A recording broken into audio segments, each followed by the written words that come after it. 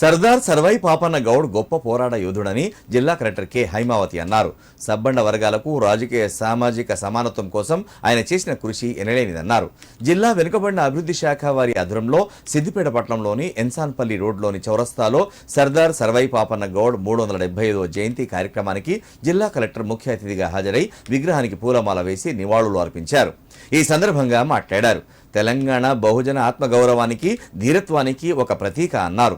నాటి కాలంలో అన్ని వర్గాలను రాజ్యాధికారంలో భాగస్వాములను కావాలని ప్రజాస్వామిక స్ఫూర్తితో చేసిన పోరాటం గొప్ప విషయమన్నారు.